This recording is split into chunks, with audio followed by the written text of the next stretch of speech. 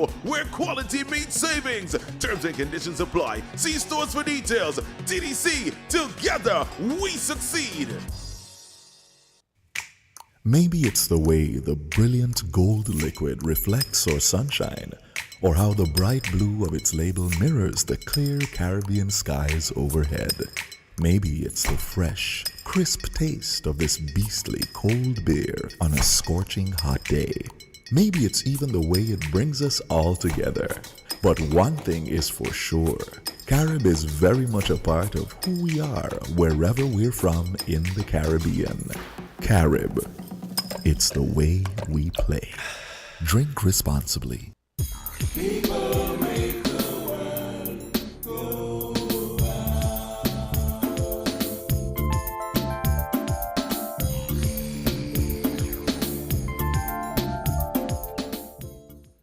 And we are back here on Inside the News. I'm German Abel sitting in. It's Saturday as per usual, and I'm in the hot seat. So we go beyond the headlines to discuss issues and reports that impact us here in St. Kitts and Nevis. As over the last month or so, 3-4 weeks, we've been discussing a lot on international relations in terms of how Trump's policies and decisions will impact us here in St. Kitts and Nevis. We just saw that the birthright citizenship earlier this week was also there was also a pause rather under that executive order that was signed. The court kept that pause in place. So birthright citizenship, which is enshrined in the United States Constitution, will continue to be as it is. That's an indefinite pause as of right now. That's one of the major issues. We continue to talk about the tariffs, which is something that was recently discussed at the heads of government meeting in Barbados. The ongoing war between Ukraine and Russia, and the truce at the moment, the temporary truce between Gaza and Israel, the Hamas rather, and Israel, that is also having global ramifications. So there's a lot happening. But today we will take a look at what transpired in Barbados over the last 2-3 days thereabout at the regional heads of government meeting, because a lot of critical issues were discussed down there. Climate change, the geopolitical tensions, as I mentioned a few with Donald Trump, and the imposition of tariffs and what that means for us here in the Caribbean region. An update on the 25 by 25 target that was set out by regional leaders for us to decrease our food import bill and our dependency on foods, especially from the United States, and how critical that is at this juncture because of the H5N1. And the president last evening from Guyana gave critical insights in terms of where we are within the agriculture sector, and the fact that we also import a lot of poultry as well as eggs into the Caribbean region. So there's a lot to digest there. But you can also call in and share your thoughts on any of the major issues that will likely impact us over the days to come. Any major stories that you've had over the last week or so, we can have those. We can continue to discuss those particular stories as we try to go beyond the headline to make sense of whatever is happening. Because it's, again, when I'm here, I don't like to talk politics, because politics will not get us anywhere. We will just be back and forth. We'll not find a solution to any of our problems. So let us hear a little bit from Barbados' Prime Minister Mia Mottley on the outcome of what was discussed. One critical thing that she did, well, two things that she mentioned. One, there's some agreement regarding the free movement of people across the region. Some aspect of it will come into play by June, and some aspects of that will not likely come into play because it's going to be in a limited space to an extent. Not all territories will sign on. They will come on when they feel the time is right for them. And also, she also touched a bit on the issue of intra-regional travel and the movements of goods and the movement of goods and service rather. So, We'll hear from the Prime Minister on what she had to say last evening.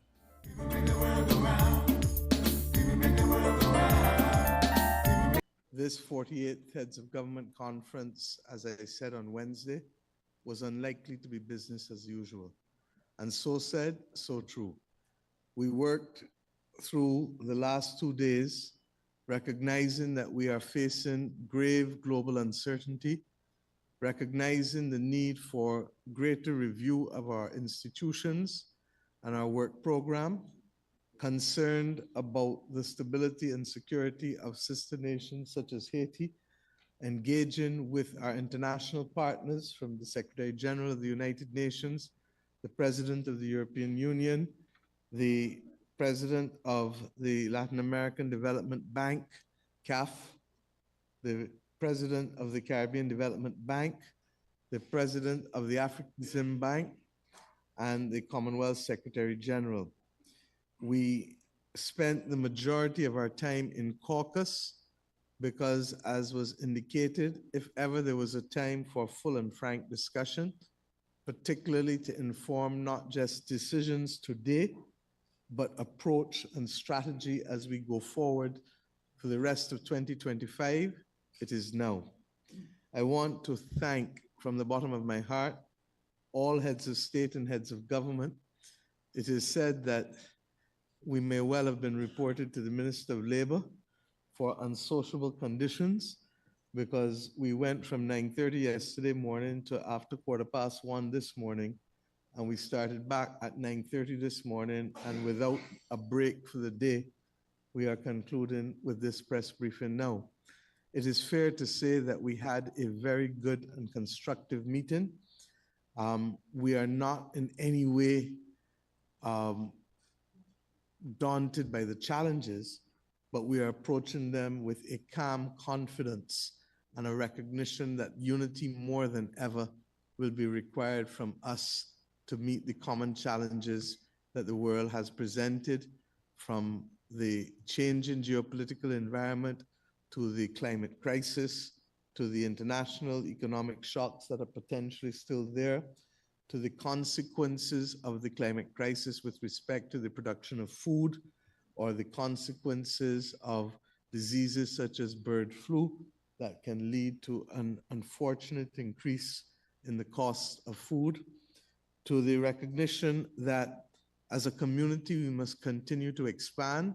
We had the honor of welcoming, through the signature of France and Martinique, the possibility of Martinique becoming our newest associate member.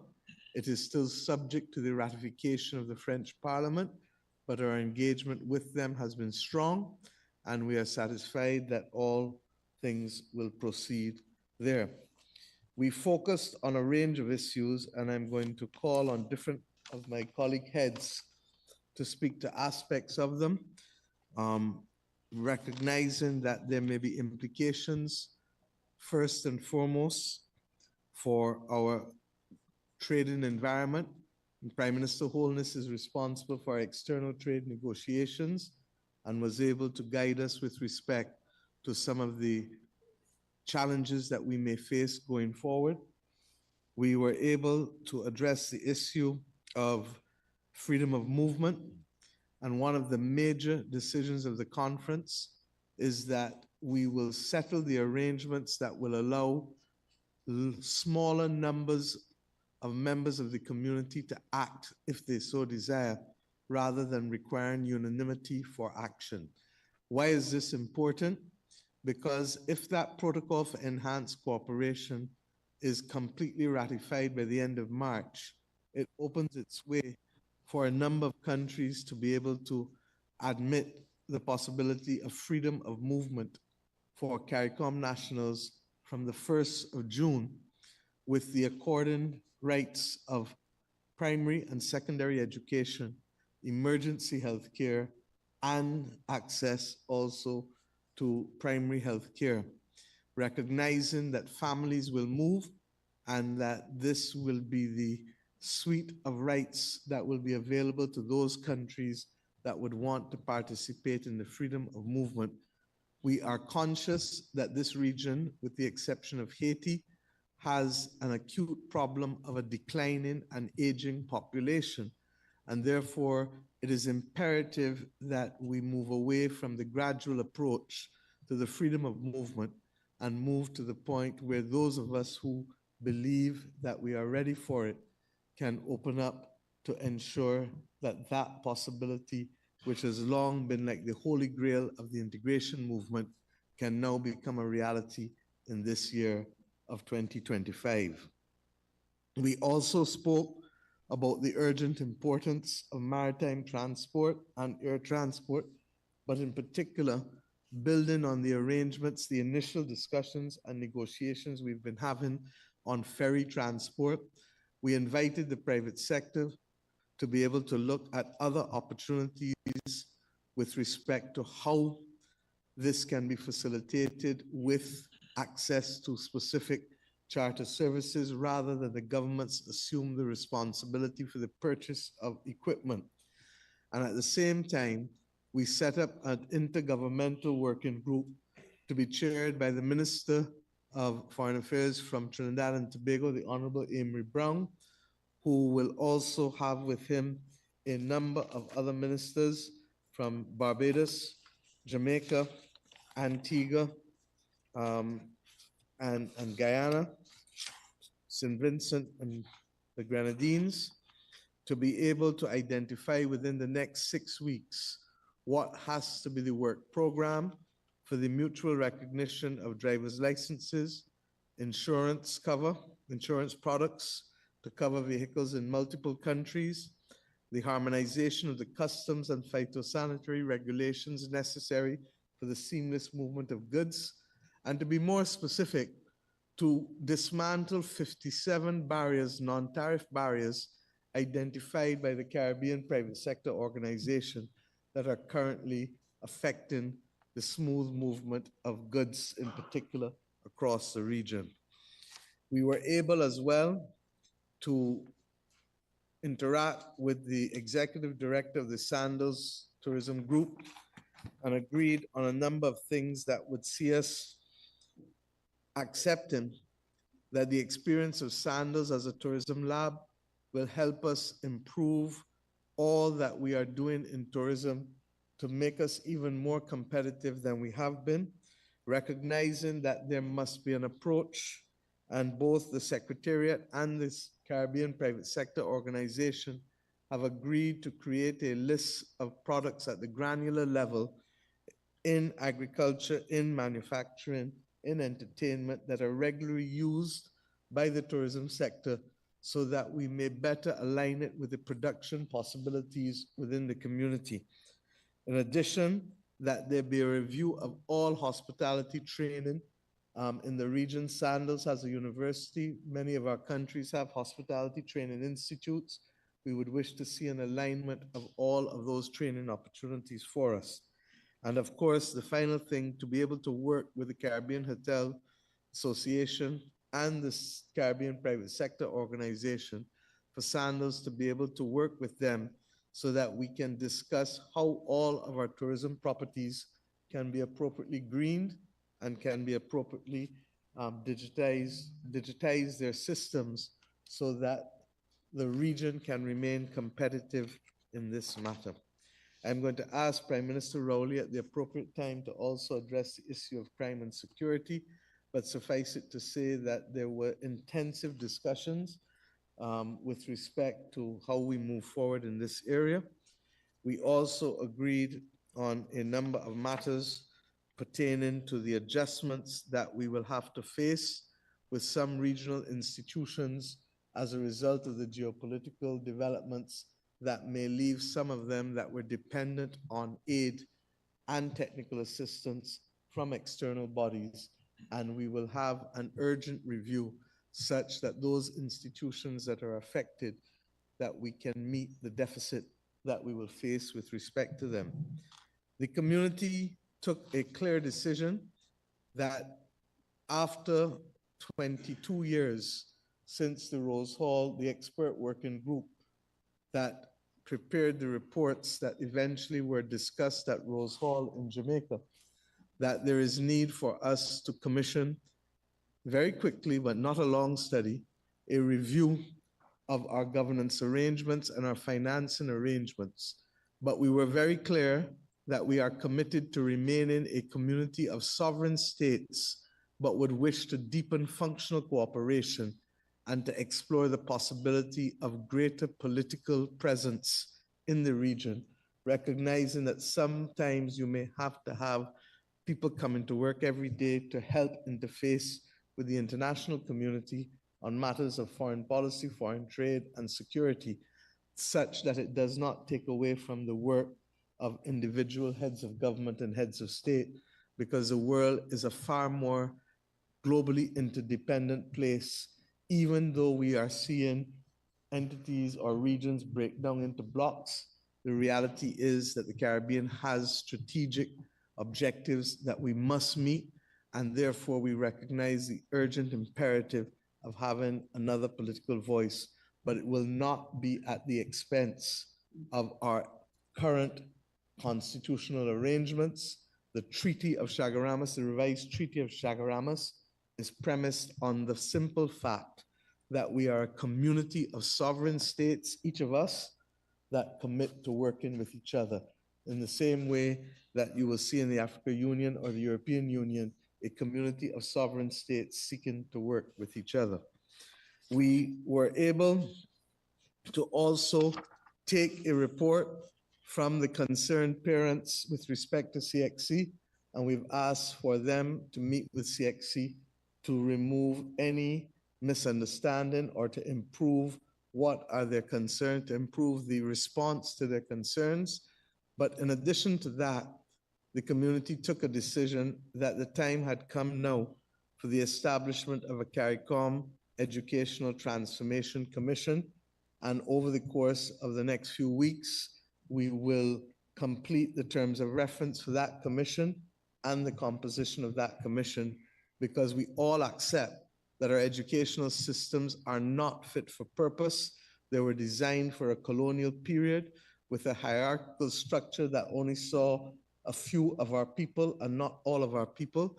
And if we are one, to be able to ensure that we produce citizens fit for the time with the appropriate social and emotional learning targets, it is now. I want to also say that we took a decision to accept the recommendation of the Regional Judicial Legal Services Commission for the new president of the Caribbean Court of Justice to be appointed, and that is Mr. Justice Winston Anderson, and we congratulate him on the agreement of heads to his appointment to the highest position of the Regional Treaty Interpretation Body, otherwise known as the Caribbean Court of Justice, and the final appellate court for a number of countries in the region. We also agreed to commission the work for the creation of a treaty to be able to have the University of the West Indies effectively repatriated and not to be the output of a royal charter, which is no longer appropriate in this modern age. It may seem to be something that is very out of the way and unusual for persons, but we need to be able to perfect the opportunity for our institutions to function. The president of Guyana presented to us, and he will hear again quickly, on the matter of agri-food security and the wider issue of cost of living, given our concerns about the extent to which the climate has impacted on production from some of our source markets, and indeed the risk of bird flu as we go forward.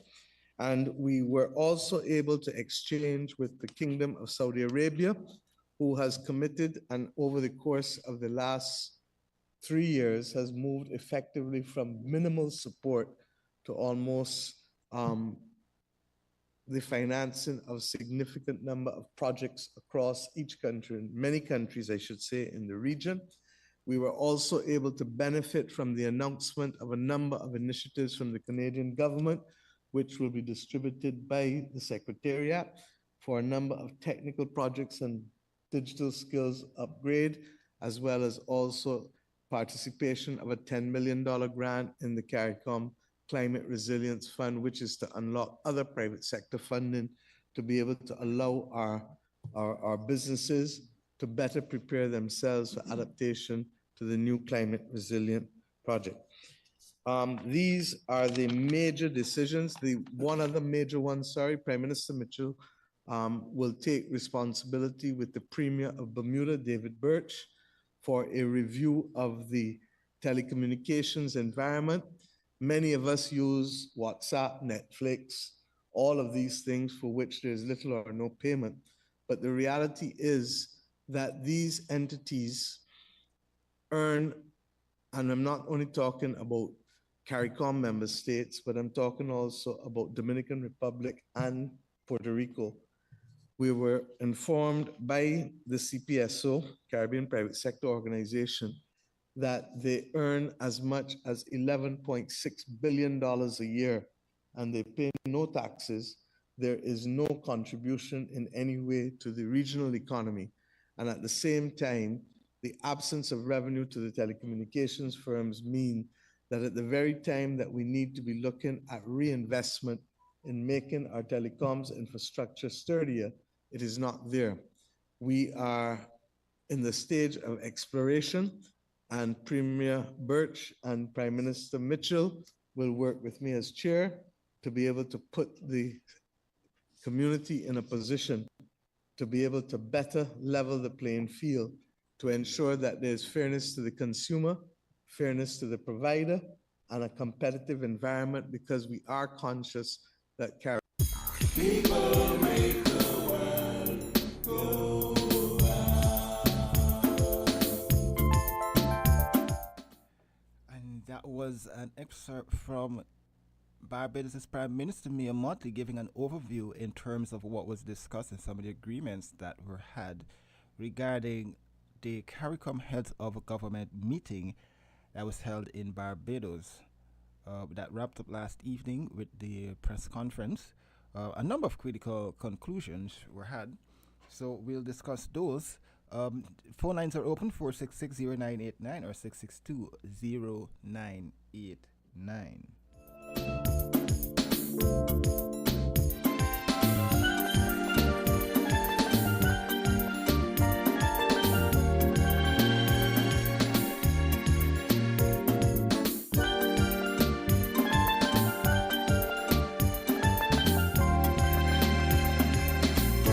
People make the world go round.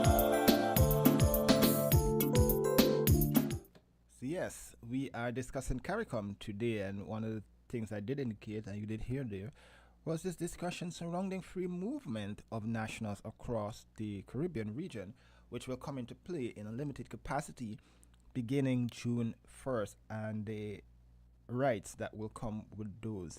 So, again, the phone lines are open. We'll take a quick break, and we'll come right back with more Inside the News.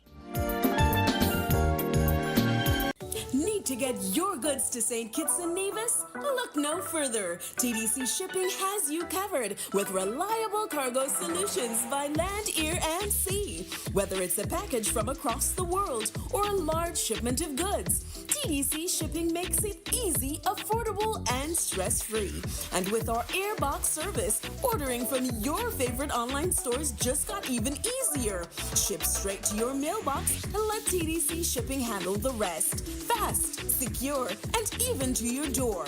Visit us today at the C.A. Paul Southwell Industrial Park or Penny's Industrial Site, or call 465-2511 in St. Kitts or 469-5430 in Nevis.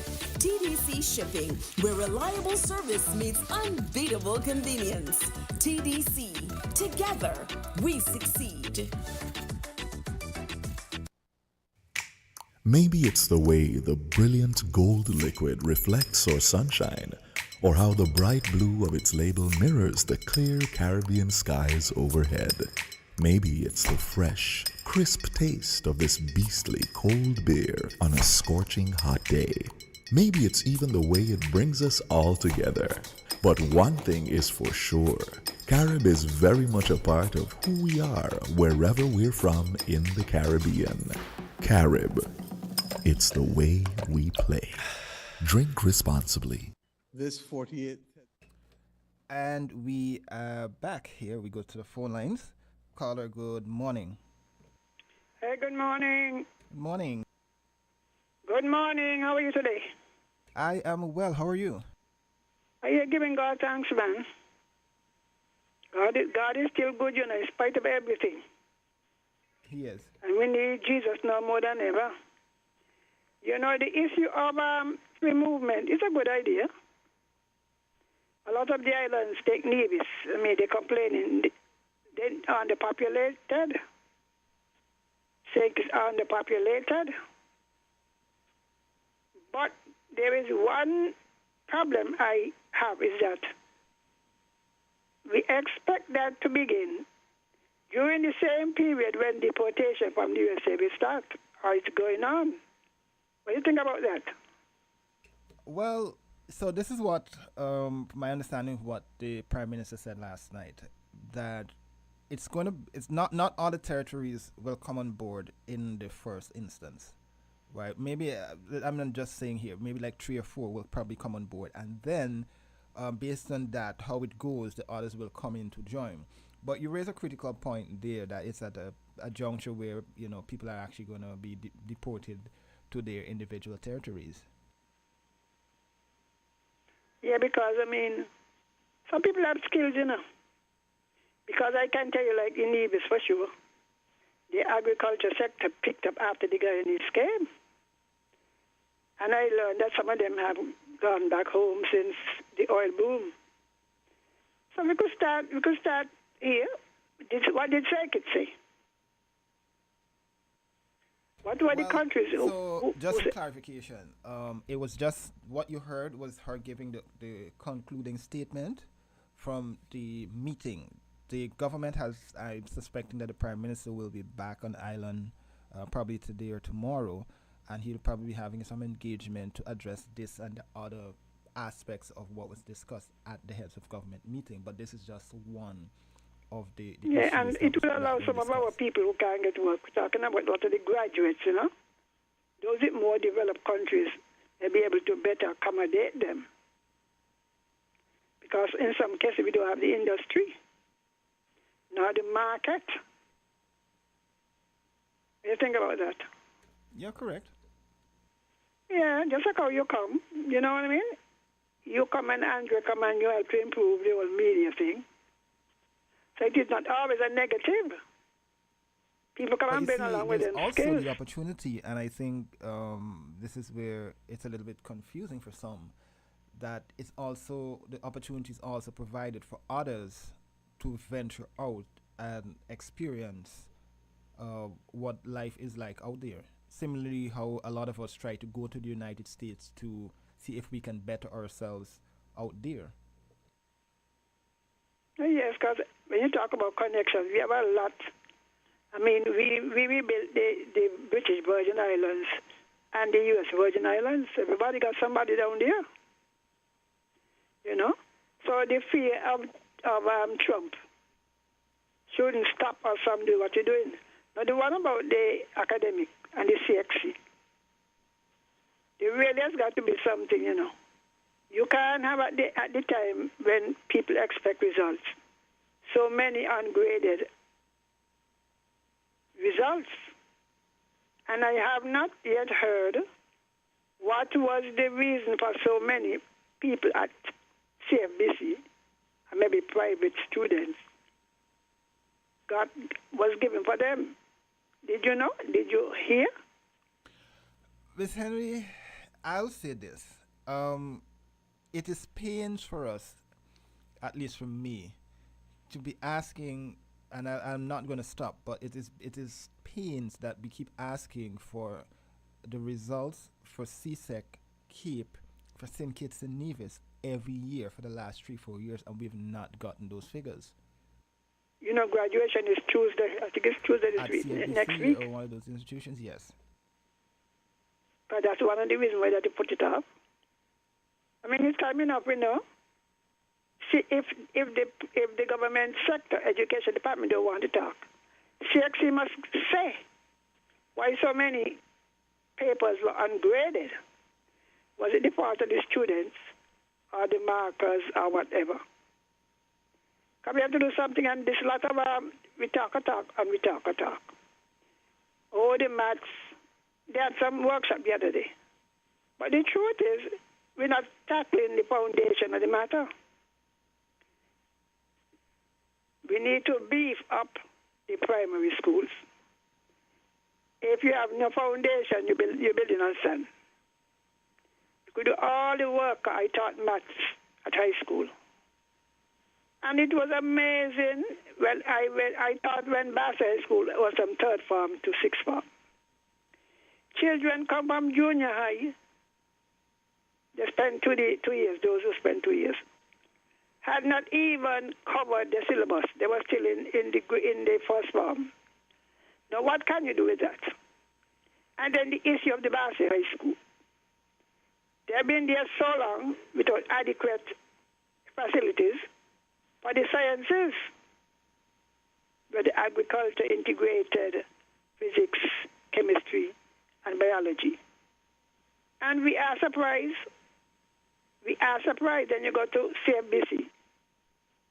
How do you rate that place? How do we rate it? The students going, how many pass? How many fail? And the thing about English, that's another story. You know, so every country in Caribbean have the same problem. So that problem is fundamental. And they meet and they talk and they come back and they cool out. They cool out. I listened to some of the presentation on Carib Vision when they were speaking. I said, we're all in the same boat, but we're not getting anywhere. We take decisive action. Carla, what would you suggest that we do? Because if we're saying that, let's say, for example, math and English, those are the two problematic subject areas across the region. What do you believe we can do as, I don't want to just blame governments, because governments can only do so much. As a society, what can we do to lift the standard of teaching, one, and also to lift the standard and passes of math and English? Let me start with the math. Math start at home, you know. I would tell third form students, look, if you don't even know your tables, you're lost. Because math is add, subtract, multiply, and divide, no matter what you call it. Isn't that so? True.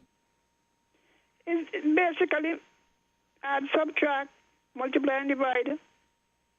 If you're doing trigonometry, you end up having to do that. Now, if you don't know the tables, whether by rote or by practice or not to work them out, then you stop. And if you're not taught to reason at home, reason. If you get a certain answer, you give a certain problem, and you can't reason if the answer you get makes sense, you're lost. So you start at home. Sometimes as simple as sending the children to the shop to do the shopping, and you give them the money. When they come back, they must account for it. You can, and parents themselves, oh, well, I did poorly in maths. What are you doing? You influencing the child not even to try. Well, when I went to school, maths was so hard. What was hard about it? So they start to brainwash. The children go to school, brainwash. They got even in preschool. They get the children the hard things to do. Hard things, you know. Sometimes which one is bigger, which one is smaller. Oh, they're following up the children with foolishness.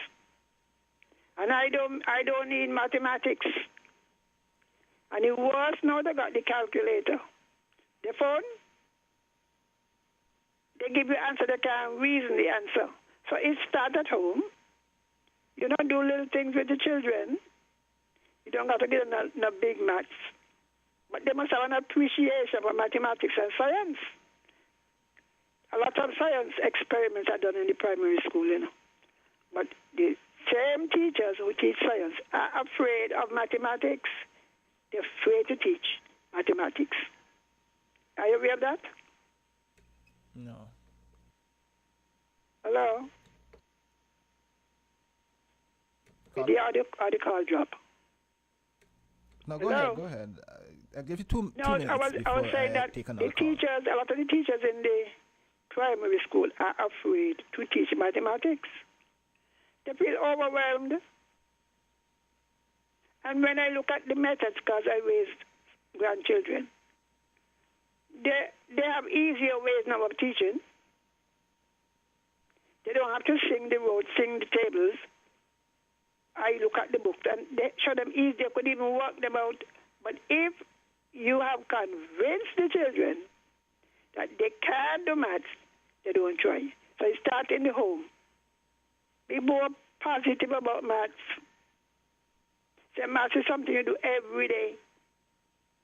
So our children are brainwashed at home. And they go to primary school and they get more brainwashing. Because some of the teachers say, me, when I went to school, maths was too hard. That is why you find out they're insisting. If you want to get in the college, you must have maths and science and then English. That is to force them to pay some attention. What do you think about that? Yeah, that is true. That is true. I think we have gotten to the point where I think, and I don't want to single out any particular generation or so, but I'm getting the idea, the picture that we are not allowing our children, and a lot. I mean, there are parents, and I'm not going to knock anybody. Yeah, there's an exception. But we are not allowing the children to do a lot of reasoning now, because when we look at it, what the children are doing, they are focusing primarily on their devices, and they're using that as the one means of socializing, engaging, and so forth. So, and to an extent, you're correct. We're not getting them to punch the numbers, to say, well, how come you came up with 2? Explain this to me, to rationalize certain things, and that sort of discussion. Math is logic, you know. I tell you in school, math is logic. Don't tell me if you bought one thing for this price and you buy 6, they cost less at the same price. That is logic. So a lot of us, we don't reason. We don't reason. So we could start by changing our attitude towards maths. It's attitude, you know. Maybe we need force, because you say like in Chinese and whatever, they use the abacus. You know that, right? Yes. They do a lot of maths. But caller, I sorry to have to cut you, but I have to take a break, and then when I come back, I don't want to hear what the other people say. right? Yeah, we'll take a call. You could call back after. All right, then. Yeah. So we're gonna continue with the discussion. Let me take a quick break. We also heard last evening that there is an ongoing problem. Even though we're making progress with the 25 by 25 initiative, there's still some concern over the state of foods, especially eggs and so forth, within the region, and the fact that we're still importing a lot of them into the Caribbean region. Now that the H5N1 is impacting the United States, it's still a problem for us. It is going to impact us here in the Caribbean region. Additionally, I know it's probably not in this clip that I'll be playing, but Jamaica's Prime Minister Andrew Holness spoke about the tariffs, the issue of the tariff imposition that U.S. President Donald Trump has imposed on Mexico, and the retaliatory tariffs and so forth. He outlined that, and he urged the Caribbean not to be too worried at this point, because Caribbean leaders will likely be seeking an engagement sometime within the next 3 months with the U.S. president to get him to understand, and a delegation from the United States to get him to understand the implications for the Caribbean region regarding this. And they're also going to be undertaking a study to see what potential fallout the region can face from Trump's tariffs. Yes, there is a lot of geopolitical influence impacting us here in St. Kitts and Nevis and the broader Caribbean region. So we do not live in an isolated environment. We'll be right back.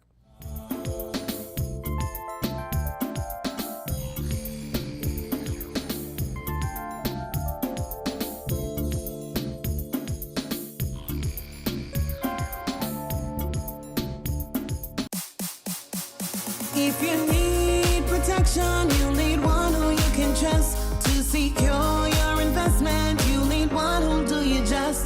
TDC Insurance, you're the one that you can trust. TDC Insurance, you're always safe with us. TDC Insurance is your go-to insurance company for all your insurance needs. We take pride in offering you the best solutions and ensuring our customers are fully satisfied. TDC Insurance, we take good care of you, guaranteeing you peace of mind. You're always safe with us. Maybe it's the way the brilliant gold liquid reflects our sunshine, or how the bright blue of its label mirrors the clear Caribbean skies overhead. Maybe it's the fresh, crisp taste of this beastly cold beer on a scorching hot day. Maybe it's even the way it brings us all together. But one thing is for sure, Carib is very much a part of who we are wherever we're from in the Caribbean. Carib, it's the way we play. Drink responsibly. People make the world go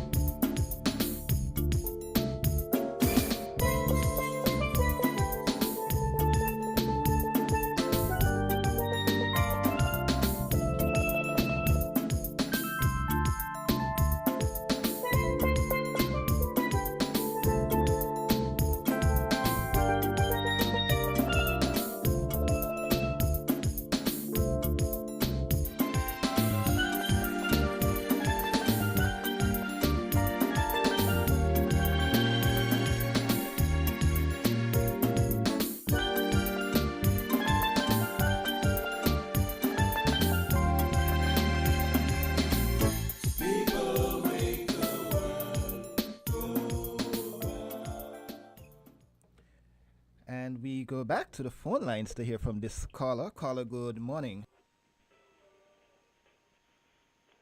Caller, good morning. Yeah, I called back since nobody calling. Hello? Yes, we're hearing you.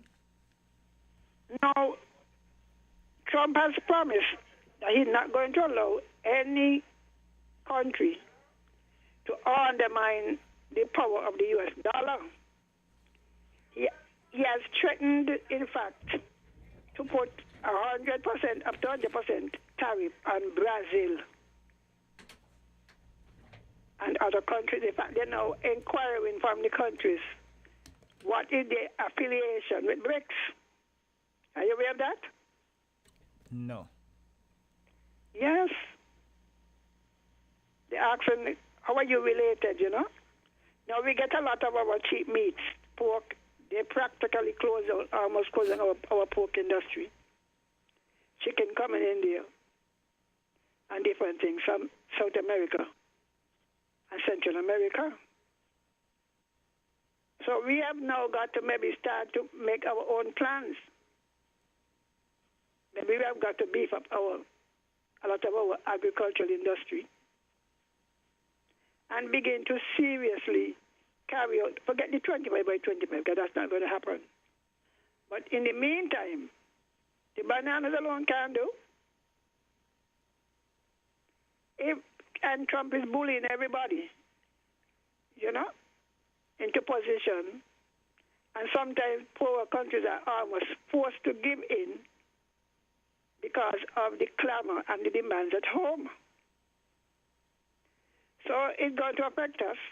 But it's affecting them, you know, because right now, most of the workers in the agriculture sector in the U.S. are illegal immigrants. So with the scarcity of labor, the price of doing the production goes up. And so we either have to change our taste and begin to actively doing something. Because sometimes, you know, we're waiting for something to happen. But caller, let's be frank though. You said we have to change our taste. You didn't go as far as our preference, but you said change our taste. realistically, do you believe that we will actually make those changes, seeing, and I know we're going to be dealing with hypotheticals because it has not actually come to fruition just yet. When we talk about Trump's tariffs, because we've been talking about it for the last month on this program, right? Do you think people in St. Kitts and Nevis, for example, will actually make any adjustments to accommodate for the potential impact of the tariffs? Well, it is up to the agricultural leaders to educate and inform the people. Because I remember, I attended an agricultural, when they have this planning session. Yeah. And I heard so many of the pig farmers report that they had to close down their business because whereas they were bringing in pork at $4 something a pound, when the domestic one was like $9, and then they still have to be buying the food from overseas. So once you understand what is happening, because sometimes we take too long, we don't know, they're going to take it. Sensible, big adult people begin to talk now. The possibility. Now they have all kind of bird disease, bird flu or whatever. How is that impacting us? Because this is before tariff, The beef and the chicken is being decimated with the disease. How are we filling the gap? You understand what I'm talking about? Yeah. And this is before tariff. So Trump decided he feel he could beat the world into obeying what he says. I mean, he does not read the Bible, otherwise he would know differently.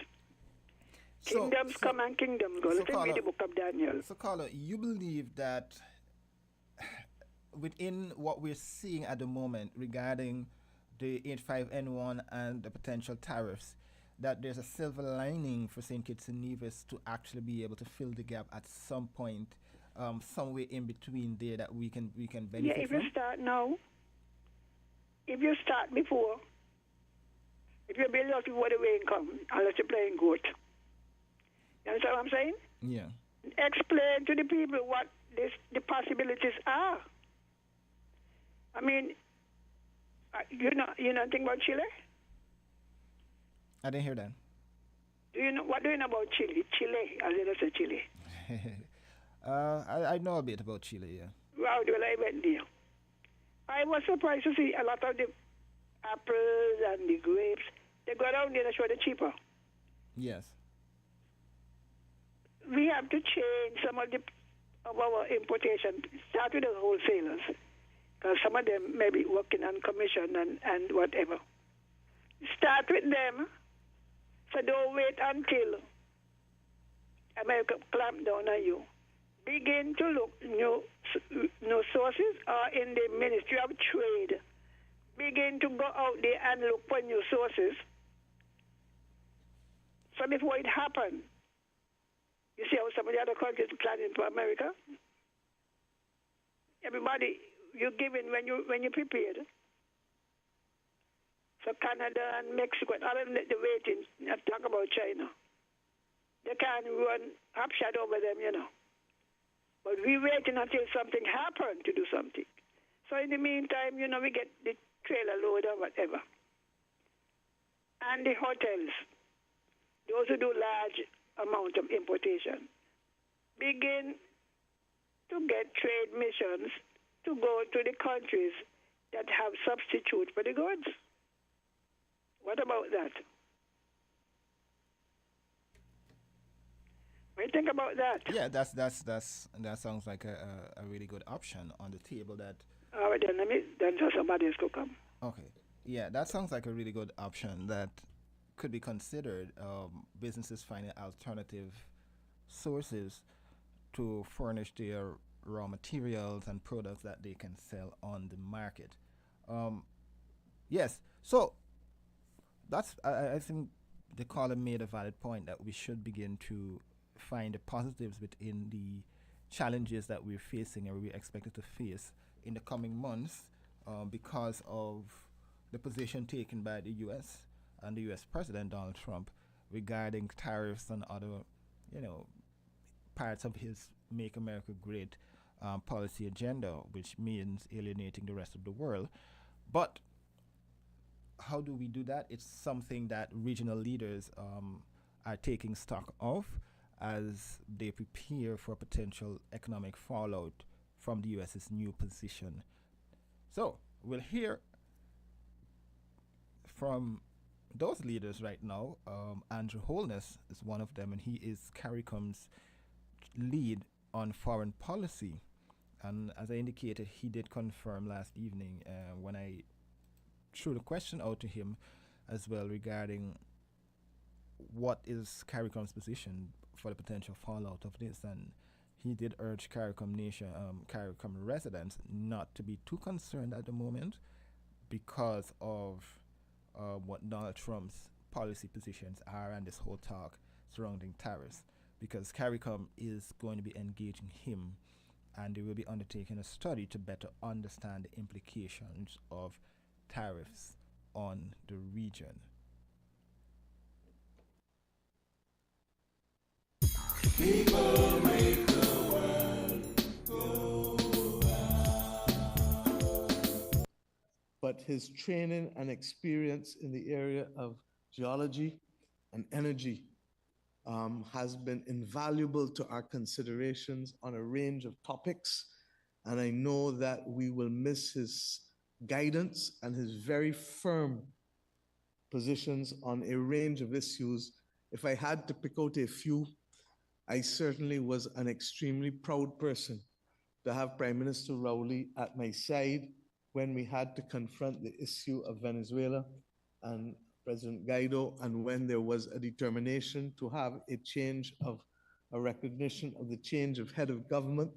Nobody gave us any chance of being able to make any difference, but we, Prime Minister Rowley, myself, and the then Prime Minister of St. Kitts and Nevis, who was chair of CARICOM in 2019, we went to New York, we met with the Secretary General, we met with different regions of the world. We then went to Montevideo in Uruguay, we met with the European Union, and what appeared to be an impossible task was all of a sudden achieved. And if ever there was a person that you would want at your side to fight any battle, Keith Rowley is one such person, and I want to commend him for his excellent work to this community as we go forward. The last topic is that of Haiti, and we have asked the representative of the Presidential Council of Haiti, Mr. Laurent Sancerre, who joined us on representing the government and people of Haiti. We've asked him to be here this afternoon. As you would be appreciate, and as was referred to in his speech on Wednesday evening, the United Nations Secretary General has met with us. I'm not going to go into the details of some of the things that have to happen, but suffice it to say that the region continues to be committed to ensuring that Haiti is stabilized and that the security situation can be brought in to order. We are not yet at that stage, and we call and will continue to work with the international community to ensure that the promises which have been made and that the ability to act with dispatch can be realized. This situation with Haiti in this last incarnation goes back to the gas riots of September 2022. It has been an unacceptably long period of time to bring stability and relief to the people of Haiti. And you will appreciate that there are some matters that are delicate discussion stages, and therefore suffice it to say that Caribbean community expresses solidarity with the government and people of Haiti, that we will work with the United Nations and all of the other friends of Haiti to be able to ensure that Haiti is in a position to be able to have its elections in a fair and free way, and to be able to give expression to the will of the people as to who should govern that country. With these words, I would like to stop, and I'd like to invite my brother, Prime Minister Holness, to be able to address on the issue of the trade implications and aspects of the very challenging environment within which we have to prepare for other eventualities, but we do so with calm assurance Thank you. Andrew? Thank you, Prime Minister Motley. First, let me say thanks to your government and the people of Barbados for the excellent arrangements and hospitality. My own view, Mayor, is that the meeting went very well. And I join with my brother Irfan in filing a claim to your Labor Department for having us work till 1 o'clock in the morning. But it was all good for the people of the region, and I believe... I'm going to beg Prime Minister Davis to defend me. Thank you. And I believe the people of CARICOM can feel confident in the leadership. The issues that were addressed were relevant issues for the development of the region, and we grappled with them in real ways to seek solutions. One area of grave concern would be the declared change in US trade policy. Many businesses have reached out, the private sector is indeed concerned. I believe that the posture of CARICOM is that we must be prepared. We can't approach this with any panic, and we should also accept that with these changes, the concern shouldn't only be that there would be disruption in the normal routine of trade, but that there could also be great opportunities for the region. The region has a well-established office for trade negotiations, and it has worked very well for us, and we are using the incredible resources in that office to study the challenges that could come and to provide us guidance, all the governments in the region, guidance as to how we should structure our trade policy to both mitigate any fallout, but take advantage of the opportunities. We will therefore be conducting a very detailed review of our trade situation with the United States. And we hope that in another 3 or 4 months, we will have a document which will give us a policy direction and give advice and support to the governments of the region as to how to treat with any potential change that may happen in US foreign policy. We also discussed issues of security, and I know that Prime Minister Rowley will deal with the security issues, but while I have the microphone, it is of critical importance that the region treats with the issues of gangs, and Jamaica has taken a very strong position on treating with gangs. We see gangs as an existential threat. Obviously, the ultimate case would be with the situation in Haiti. But we also see gangs acting in ways and committing acts that can only be described as acts of terror. And therefore, I have called in Jamaica, and I'm making the call now at this CARICOM platform, that there needs to be a global war on gangs in the same way that there is a global war on terror. If the gangs are allowed free rein, they will challenge the effectiveness and undermine states, which we are seeing happening not just in the region in CARICOM, but in the wider Central and South American region. So we discussed the issue.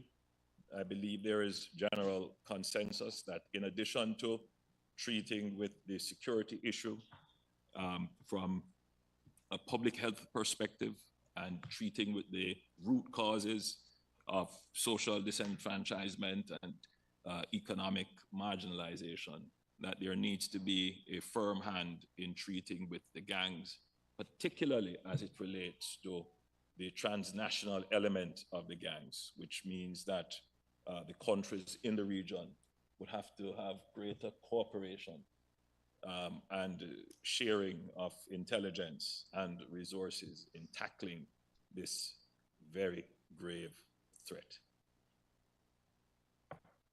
Thank you, Andrew, for the comments on both of those issues. I'd like to ask Prime Minister Rowley to address the issue of crime and security as the lead Prime Minister on security, given where Andrew left off just now. Keith?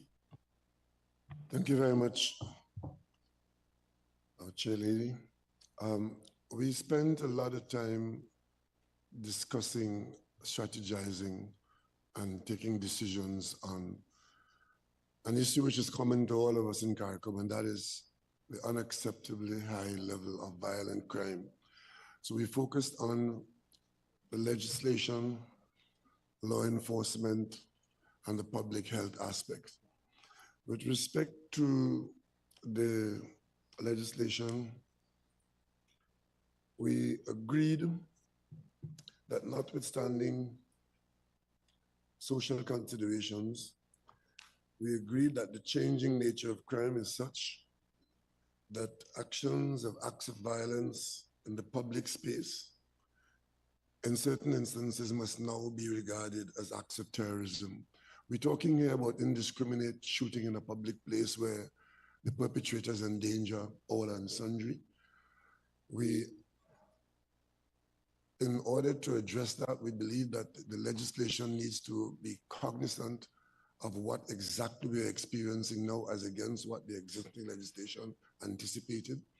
And to that end, the heads sourced and obtained the services of a former AG of Belize, Godfrey Smith, who has been tasked to review our legislative templates and to come up with new legislative proposals for consideration by the heads for changes to be made on the legislative side to treat with what we are experiencing as against what we are surprised by. We also expect that these acts, using the tools of trade of the criminals at large in our communities, from Bahamas to Suriname, St. Lucia to Trinidad and Tobago, that they be deemed to be acts of terrorism and allow us to view them not only by the executive, but by our judiciary, and allow us to fashion the appropriate legislation to deal with that. So we adopted the working definition of crime and violence as a public health issue, since the effect on human conditions are such that violent crime, largely carried out by firearms, 80% of which of the killings that we're experiencing are done by firearms, and 90% of those firearms are coming to us from one particular source. So we agree that this is a public health issue, and of course, we will continue to engage it as such. We also agreed that the George Bridge Declaration, which was put in at the second regional symposium in Guyana, where we engaged crime as a public health issue and took a certain suite of decisions to engage it as such, that we will continue to adopt those declarations.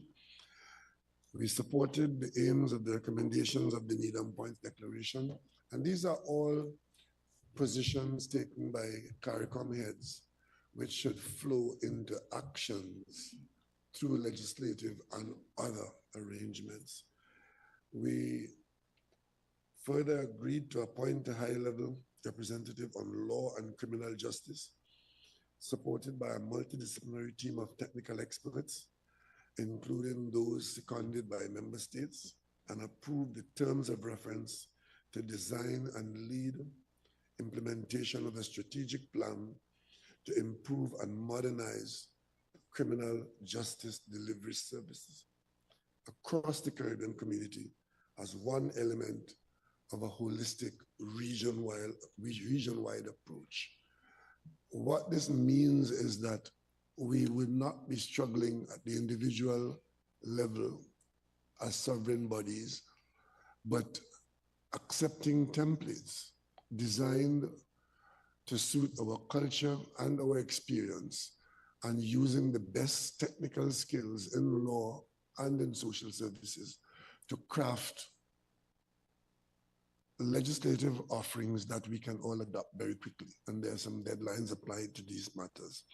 So basically, these are the foundational things that we're doing at the level of the heads, acknowledging that one of the highest hurdles that we're required to overcome and to treat with at this time is the high level of violent crime in our societies and the organized commercial arrangements of criminals who terrorize our populations, whether they're large ones or smaller ones in the community. So we maintain our high priority on that, and we expect that the changes that we are about to bring about in a number of areas in a holistic way would see us getting the upper hand and reversing the trend, which in some instances are in fact threatening the very sovereignty of the states in which we live. So that is as much as I can say at this point in time. Thank you very much. I'd like to ask Prime Minister Davis to address and update us very briefly on the issues pertaining to climate and also with the associated states. Thank you. Thank you, Madam Chair. Just behind our challenges with crime, as was spoken to by my fellow Prime Minister of Trinidad and Tobago, the next existential threat to us is the climate change and the climate crisis. And discussions were held around what we thought the outcome of COP29 was. We thought that the outcome was mixed. We did not get all that we wished. The one significant outcome that will help each of our states and small island developing states is finally they have settled on the protocols to access the voluntary market, voluntary carbon market and its compliance, which is what is deemed Article 6 provisions. That was settled finally after decades of negotiations. And so member states are now called upon to register and identify the authority to whom the UNFCCC could provide information and keep them abreast of how that market is emerging. We also, what was disappointing in a sense, that is deja vu to me. And that is in 2015, there was an agreement to set up a fund which was supposed to be funded by the North, what they call the Northern region, of $100 million per annum for small island developing states. That was 2015. Nothing has happened to that. There's very little contribution to it by those who committed. And at COP29 in Baku, we then, for several years, attempting to see how we can shake up and have what I call those who are committing and pledging to live up to their pledges and commitment, decided to come with a new regime, which we call a new collective quantified goal, which is to take the place of the $100 million regime, which never went anywhere, and replacing with another regime, and we hope it goes somewhere. Again, that was agreed. I think it was intended to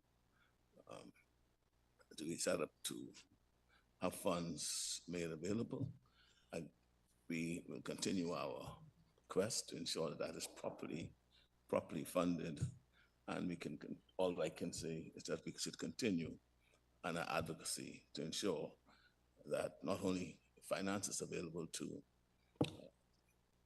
small island developing states like ours who are most vulnerable to the climate change, but also to ensure that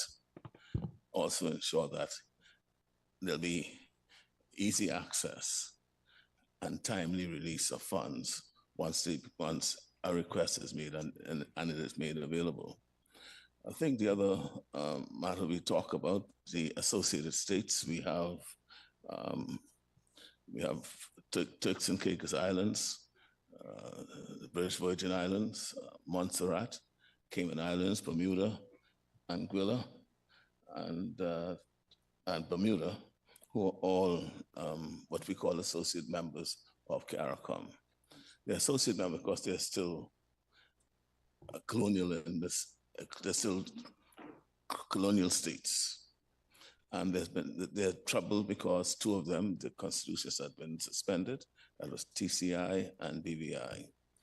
The TCI suspension is finally being lifted, and relief is being had where the will of the people of Turks and Caicos Island will be now more prominent, and their will definitely be carried out through their elected representative.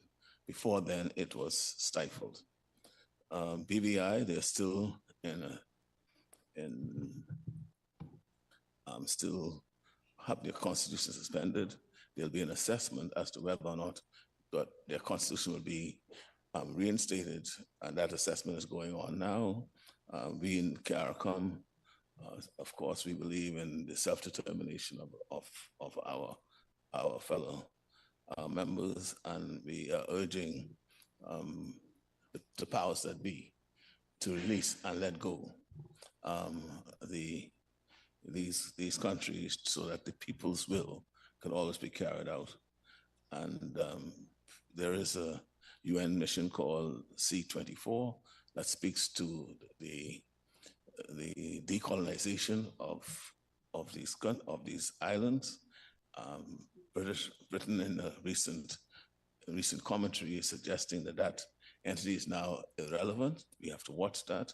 And even though they have sort of rolled back that statement, we have to be concerned that they don't believe in the decolonization of these small islands or these islands, and we will be continuing to support them in their quest to ensure that the will of the people in these communities are carried out through their properly duly elected representative.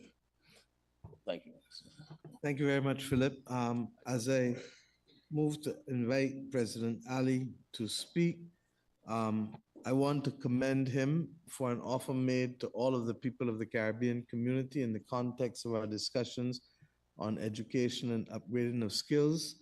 Guyana has opened something called the Guyana Digital School that will make available to all citizens of the region the opportunity to participate in digital learning, school children age predominantly.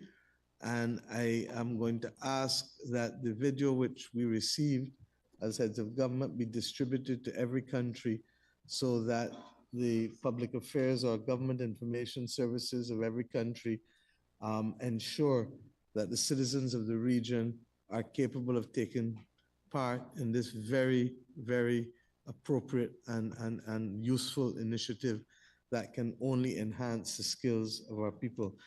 President Ali, with respect to being the lead as Prime Minister on agriculture, President of Guyana as lead on agriculture and food security, and by extension, in this particular moment, implications for cost of living. President Ali. Thank you very much, Chair. Members of the media, we are indeed meeting at a critical time. Food security, food production, and food price perspective. 2024 would have seen major impact in the region as food prices for cereals, meat, dairy, vegetable oil, and raw sugar increase significantly on the global market.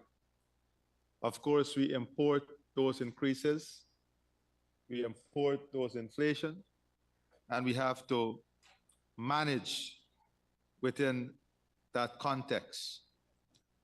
However, 2025 is adding a lot of worry to the situation. The increased climate-related challenges, increased transportation and logistics costs, uncertainty in tariffs and rules, trade rules, would have a significant impact on the costs of food globally and here within our region. Just to give you an example, bird flu as we know it was first reported around March 2022. As I speak to you now, the current situation as a result of bird flu is alarming. There's a 20% decline in egg production from the US, and you would know that we source most of our hatching eggs out of the US. We source table eggs also. Many of the countries source table eggs out of the US. For a matter of fact, in some regions, when you look at the year-on-year increase in the cost of eggs since the first reported case of bird flu, it is 70% increase. When you look at egg prices as of January this year in the US, there's a 15% increase in the prices of eggs. When you look at poultry meat, there is a 11% decline in production as I speak to you in the US. And as you know, the US occupy about close to 30% of global market share in terms of poultry meat. So we're discussing the impact of these challenges for the region, and important for us is to look at the full supply chain, to look at alternative supply routes, and to look at ways in which we can enhance and integrate our capacity and capability to withstand what could be a major shock in the global market. If Brazil become affected, then we will have major problems in terms of prices and supply. So you would not only have a price problem, you would have a supply problem. These are the challenges that we will face in the first, at least in the first half of this year. And we must be able to plan a strategy that would allow us to withstand these challenges. In relation to our 25 by 2025 program, as you know, this program was crafted during COVID, just before COVID, during COVID. And since then, we have made significant progress. If you look at from 2022 to the end of October, November 2024, we would have had about a 24% increase in food production across the region. We would have had major investments in infrastructure to support food production, whether it's cold storage, farm to market access road, solar drying facility, loan approvals, establishment of dairy facilities. We have seen significant increase in private sector investment and lending in the agriculture sector and the food production chain within the region. However, given the current situation, we have established a holistic framework through which the industry and the food system must be built to ensure resilience, sustainability, and competitiveness. We also want to build a food system which encourages young people and women to participate. We're also, in the last 4 years, we've also had significant investment that will see the Situation Room and Data Center to help our farmers with predictive data, predictive analysis, and real-time information.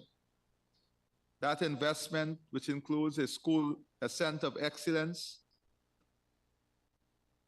is currently on the way. Investment in a regional food hub and developing a platform through which we have technical support across the region would have already started. In addition to these issues, the chair would have asked for a number of projects to be developed so that we can pursue financing, projects that would achieve the resilience and sustainability and competitiveness of the food production system and agriculture in the region. And with the Inter-American Institute for Cooperation in Agriculture, we have identified 6 projects that we're going to pursue. Building capacity for Caribbean agriculture extension services. And the goal of this project would be to monetize extension services to boost productivity, competitiveness, resilience, and rural employment in CARICOM countries. The second project will be enhancing adaptive capacity of coastal communities, agro-marine system. The goal is to strengthen coastal community resilience to climate change through integrated agro-marine value chain. The third project is the establishment of a digital fabrication lab, which is a Fab Lab.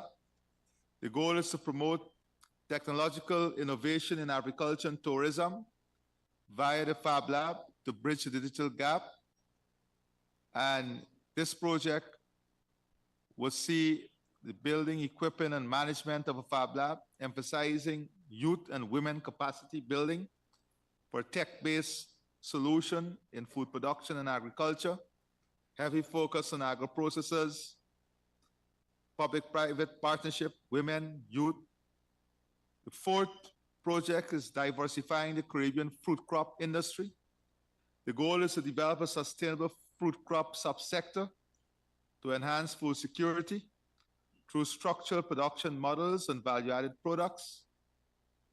The key action would be to establish a germplasm bank, promote precision agriculture, and foster public-private partnership.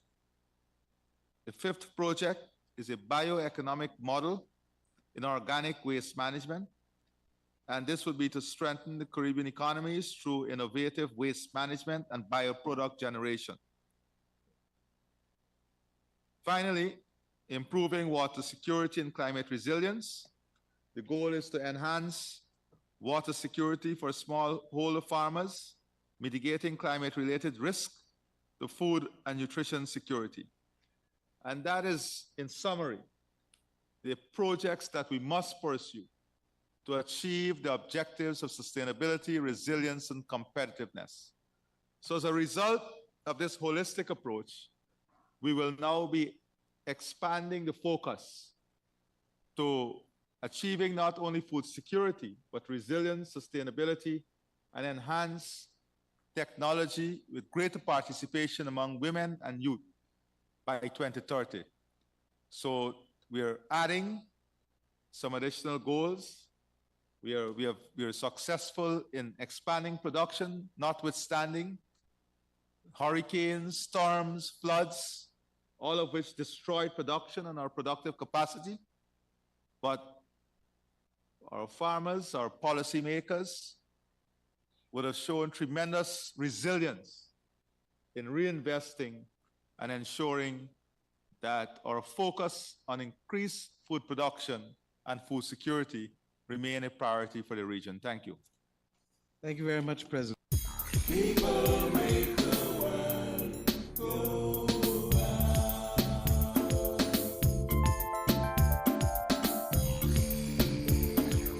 Building supplies, electrical supplies, furniture appliances, carpets and tiles. It's the company where you can get it all at TDC Home and Building Depot. From lawn and garden, the TVs and stereos, all at TDC Home and Building Depot. Come on down, get what you're looking for. It's all at TDC Home and Building Depot. Maybe it's the way the brilliant gold liquid reflects or sunshine, or how the bright blue of its label mirrors the clear Caribbean skies overhead. Maybe it's the fresh, crisp taste of this beastly cold beer on a scorching hot day. Maybe it's even the way it brings us all together. But one thing is for sure, Carib is very much a part of who we are wherever we're from in the Caribbean. Carib. It's the way we play. Drink responsibly. Found the sound 98.9 FM. People make the world go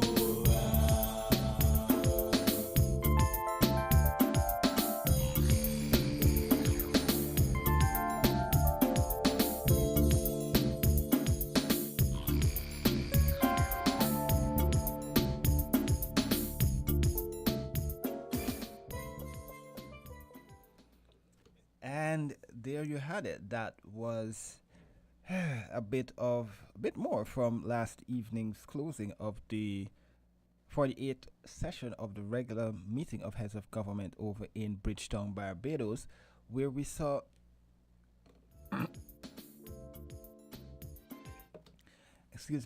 where we saw critical issues being discussed, and you heard some of the outcomes and the discussions. Additionally, you heard there at the end from Ghana's president and the lead for agriculture. He gave an update on the 25 by 25 and the challenges surrounding what is happening in the United States and its impact on us here in the Caribbean region. The phone lines are open. You can call in 466-0989, 662-0989. So you can call and share your thoughts on what you've heard and any other related stories that you want to discuss as we seek to go beyond the headlines to discuss these and other important matters.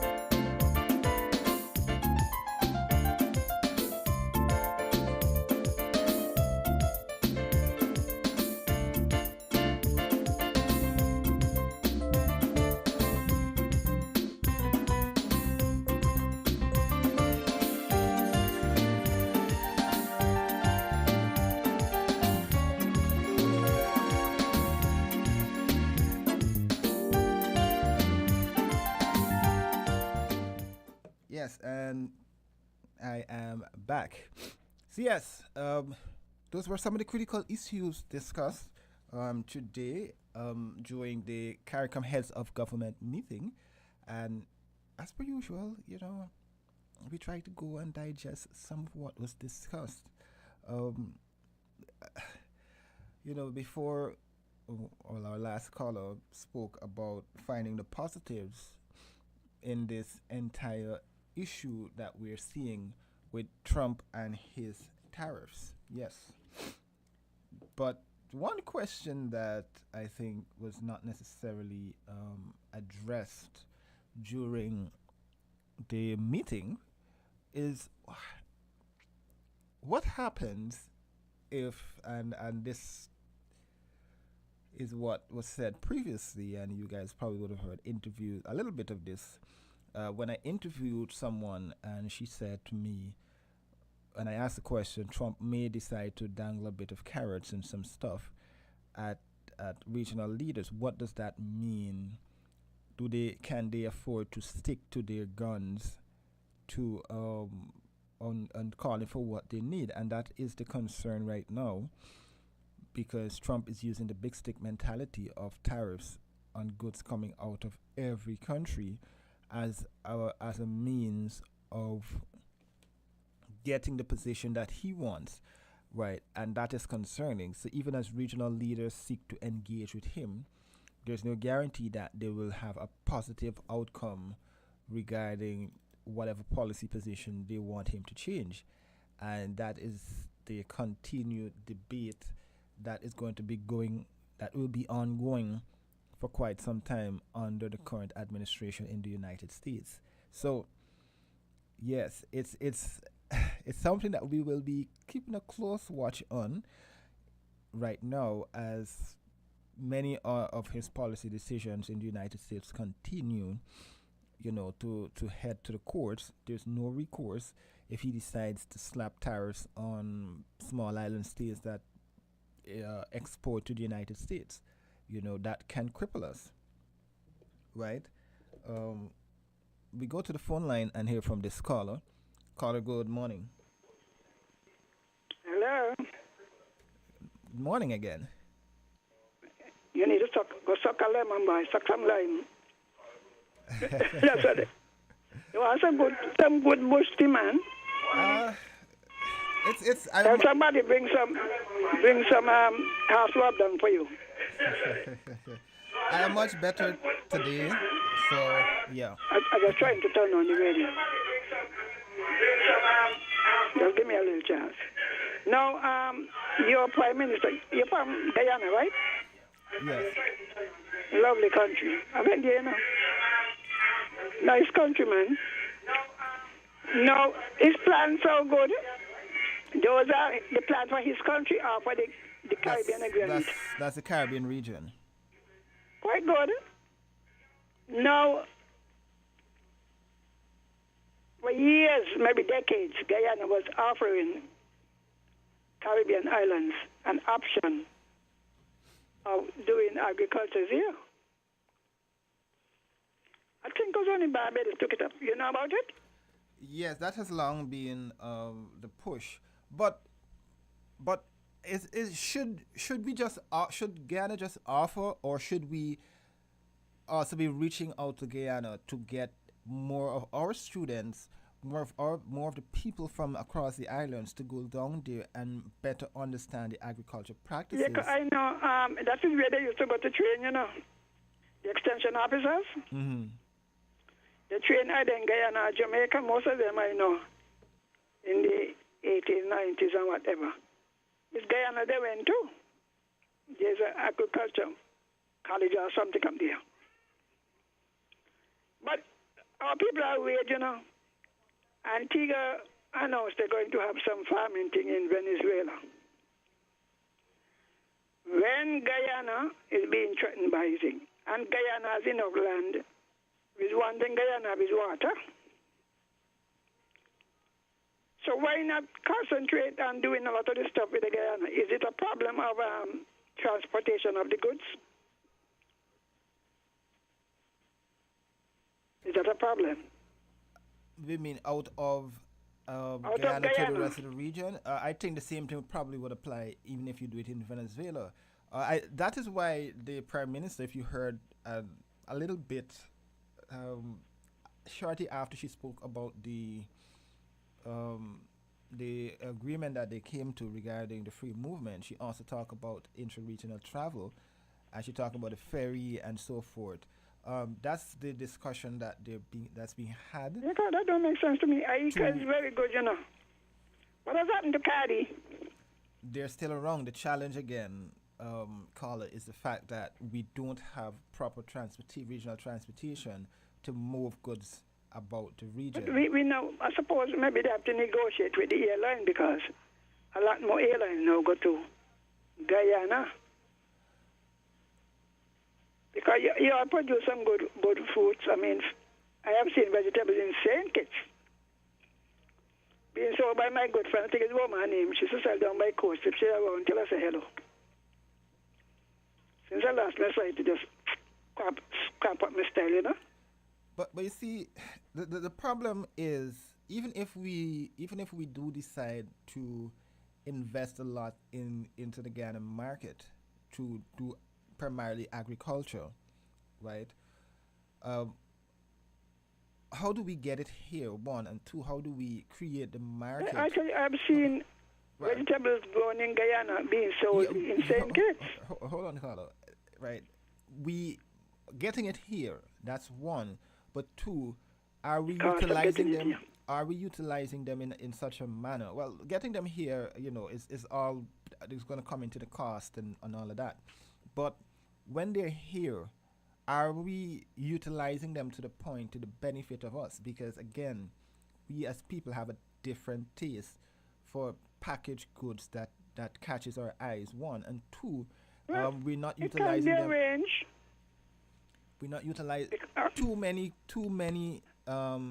goods are spoiling, especially produce are spoiling here in St. Kitts and Nevis, and they're not necessarily being made into end products that can. Well, Nevis does it. Nevis does a lot of agri-processing, more than St. Kitts. Mm-hmm. The mangoes and whatnot and different kind of fruits, and then they are sold to the hotels or the people make juices in off season. Because I'm saying, when I hear about you going to Venezuela, how much acres you got, and there is Guyana, one of our members. Guyana was begging them to come. So I don't know what was the hesitation. So they have some very extensive plan. I hope those in SEC is listening. Because sometimes the little thing that we think small. The things we want to do. Even students who are doing CAPE. You could send them to Jamaica and Guyana before they graduate. And do a stint there, you understand what I'm saying? Yeah. Because there's no real viable farm system. The one that they had that the Taiwanese used to use. They have all kind of used for all kind of recreational purposes. So I don't know. But I said to myself, I said, look at that, no? He gone talk about Venezuela, give him land, and you see politics. Venezuela want to divide the CARICOM, so they offer one. And the same thing happened with Trump. You ask the question, Even though they said they're united, you remember with the Venezuela, I think Jamaica and another one said that they're not in that.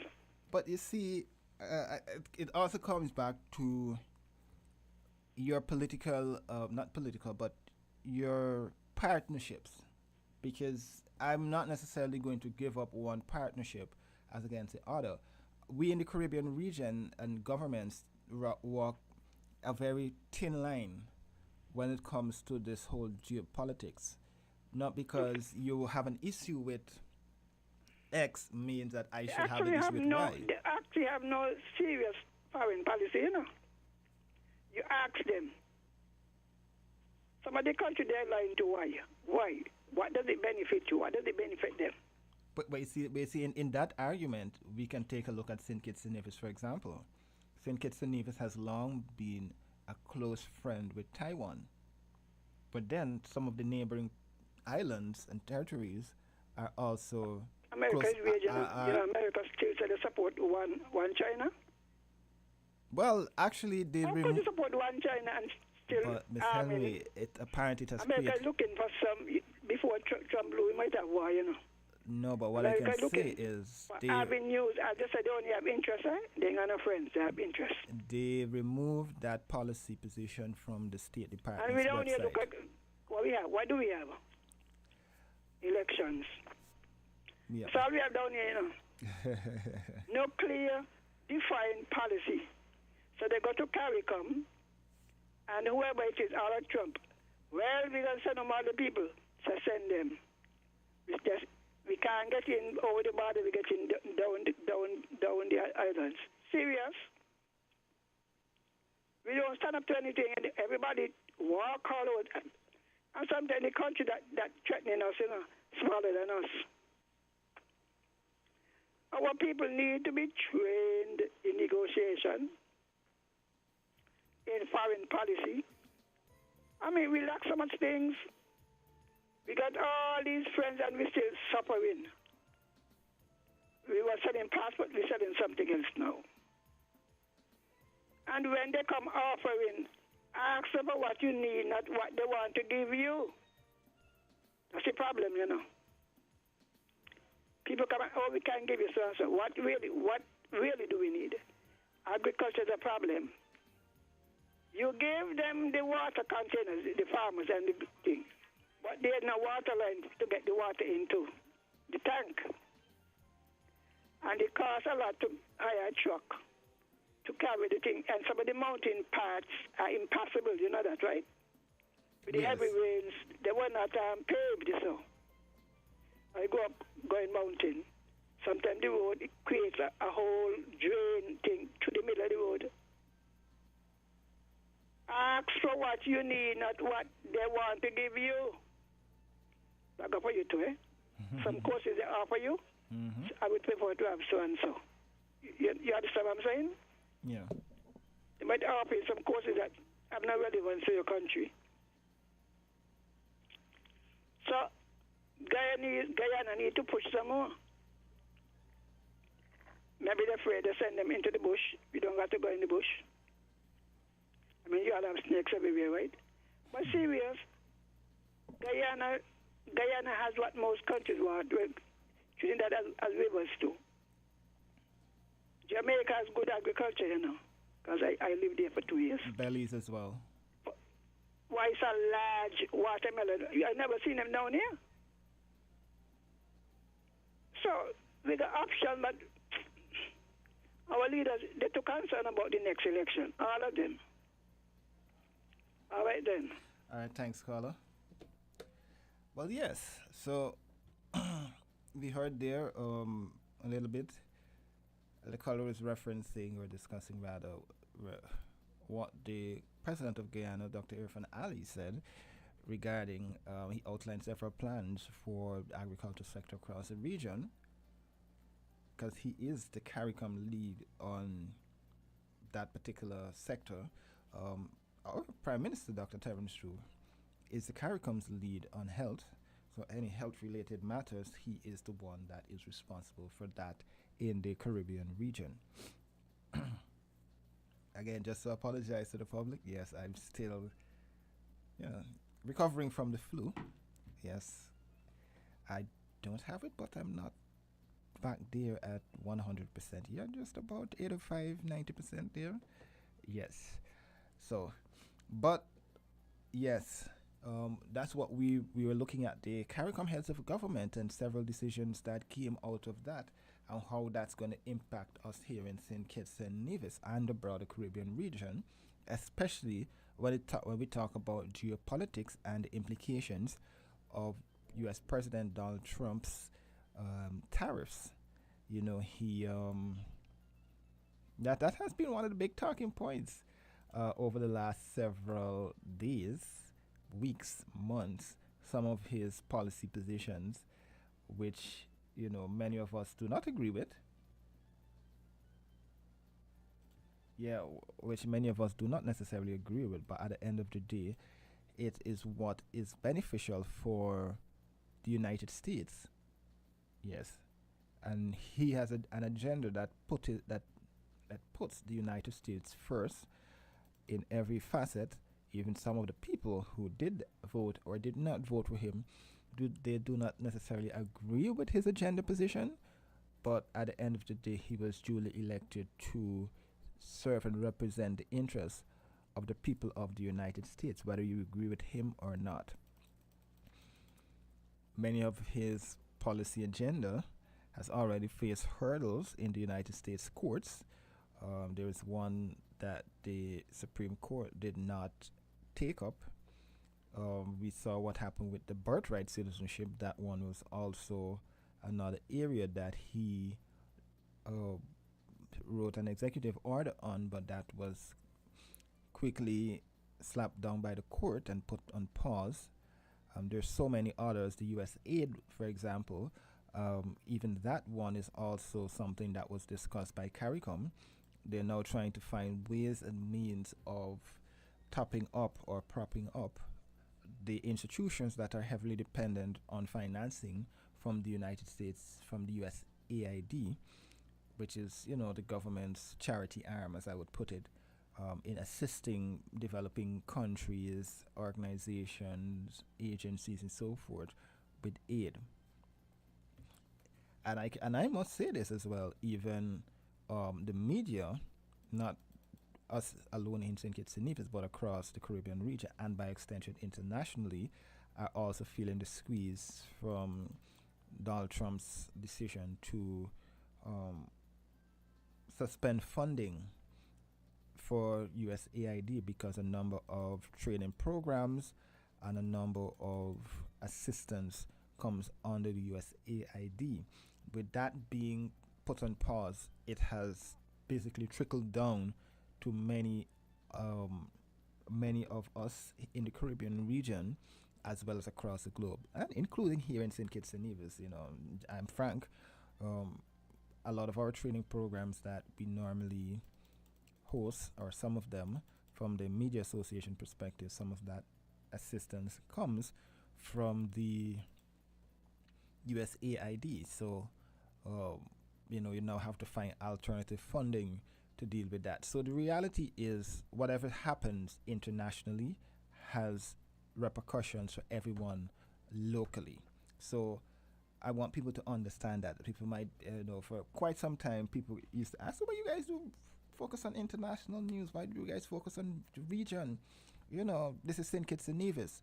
St. Kitts and Nevis does not live in a bubble by itself. We do not live in a vacuum. St. Kitts and Nevis is a small island state that is heavily dependent on tourists. They're heavily dependent on what happens internationally, right? I can remember what Dr. Martin, who should have joined us 2 weeks ago, but he was otherwise engaged, he did indicate that, listen, whatever happens will impact us. Whatever Donald Trump does in the United States is going to impact your pocket, regardless, right? If the Americans don't have the same disposable money to spend as they had last month, that means that you will get less money in remittances. It means that the people have less money to travel, which means that the taxi and tour operators in St. Kitts and Nevis will feel it. So, again, follow everything that is happening and try to understand it, not the conspiracy theories. But I have to take a quick break because we're kind of running out of time. So we'll continue, we'll return, and then we will begin our wrap here on Inside the News.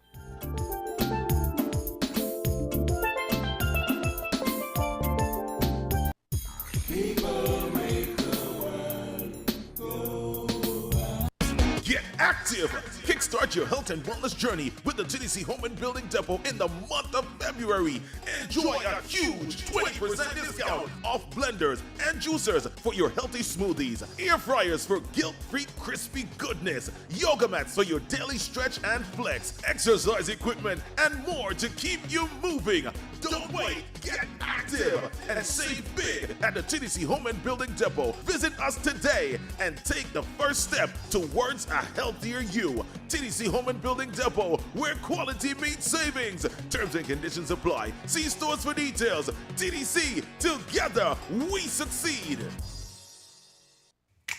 Maybe it's the way the brilliant gold liquid reflects our sunshine, or how the bright blue of its label mirrors the clear Caribbean skies overhead.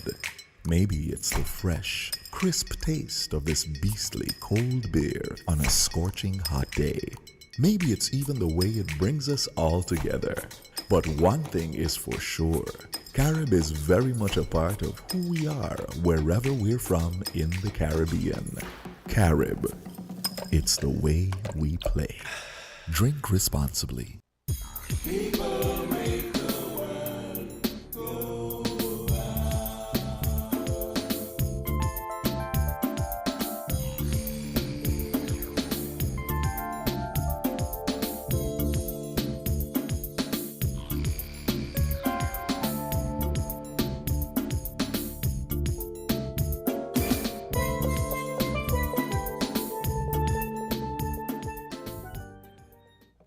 And we are back here as we begin our wrap for today's program. It's really good to have been in the studios with you today after being out last week with the flu. Yes. Today we took a look at CARICOM. Yes, the CARICOM Heads of Government meeting, which wrapped up last evening over in Barbados. Yes, we did hear a lot there. The leaders, as someone who's been following this for quite some time, they really did engage with a lot and came to a lot of conclusions. This is probably one of the most that I've seen that they have concluded on since I've been following this for the last umpteen years. So that is good to see. Agriculture, crime and violence, climate change, the geopolitical issues, and so forth. Everything was touched at the meeting. Yes.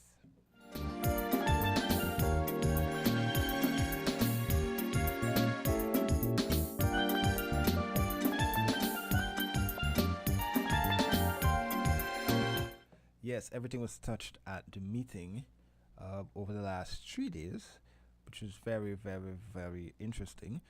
They had engagements from the European Union through the European Commissioner Ursula von der Leyen. We also heard from the outgoing chair of CARICOM, Deacon Mitchell, who highlighted the challenges that Grenada faced when we talk about climate change and the hurricane. Hurricane Beryl last year, which devastated parts of the territory over there. St. Vincent and the Grenadines was also touched. We also heard, and I think this was a very critical one. I was trying to find the clip, but I could not find it in time to play. Montserrat's new premier, who basically called for CARICOM to reassess all of its institutions to ensure that it is functioning the way it should, the way they should, for all residents of the various territories. Because let us be frank, a lot of people, including myself, we criticize CARICOM for not doing what CARICOM is supposed to do, but a lot of people do not understand the inner workings of CARICOM, right? And for the fact that people continue to question CARICOM means that CARICOM isn't doing something to get its messaging across.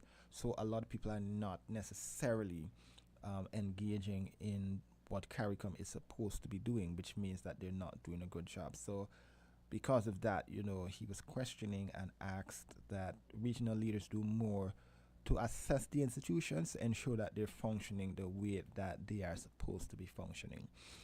So yes, that was much of what transpired this week. We also heard that the lineup for music festival, the music festival is out. The nights who will be performing on the various nights, that has also been released. So I do hope when the time comes, everybody do go enjoy themselves and shake a leg, stay safe and enjoy. But it is about that time when I have to say, do enjoy the rest of your weekend. Yes, do enjoy the rest of your weekend and ensure that you stay safe, stay hydrated. It's flu season, so be safe out there, everyone.